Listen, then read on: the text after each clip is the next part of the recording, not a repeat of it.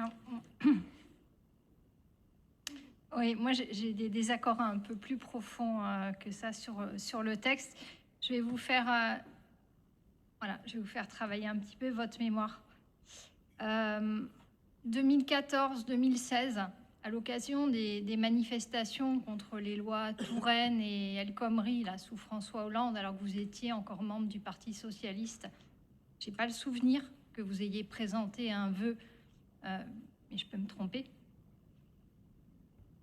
Deuxième point, toujours en 2016, et plus précisément le 13 avril 2016, c'est-à-dire 7 ans, il y a 7 ans jour pour jour, vous receviez en grande pompe le général Clouzot, commandant alors de la gendarmerie d'Occitanie, accompagné du préfet Mayos, ainsi que du directeur départemental de la sécurité publique de Haute-Garonne, pour une opération médiatique, la conjointe police-gendarmerie.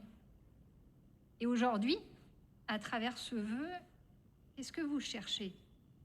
À fédérer votre majorité sur le dos des policiers et des gendarmes qui nous protègent au quotidien? Eh bien, les gendarmes et les policiers municipaux de Ramonville apprécieront.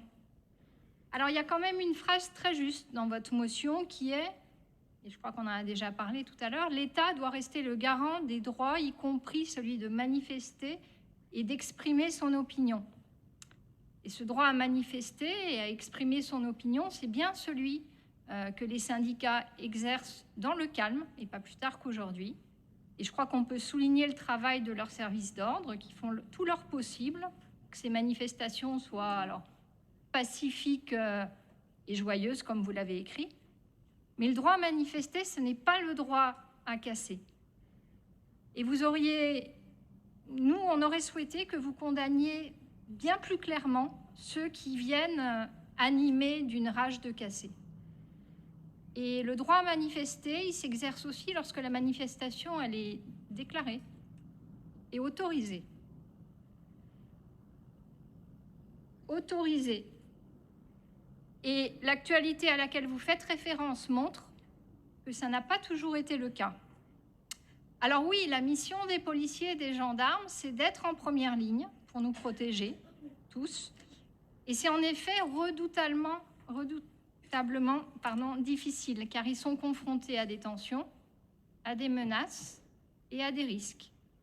Il y a plus de 400 policiers qui ont été blessés fin mars, et nous, on pense aussi à eux et à ceux qui sont épuisés.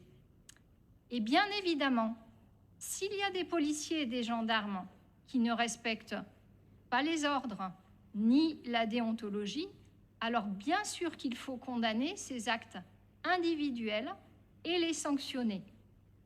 D'ailleurs, les forces de l'ordre sont un des corps de métier les plus contrôlés. Mais votre vœu ne dit pas tout ça. Il vise uniquement à servir les idéaux de vos amis anti-flics et donc nous voterons contre.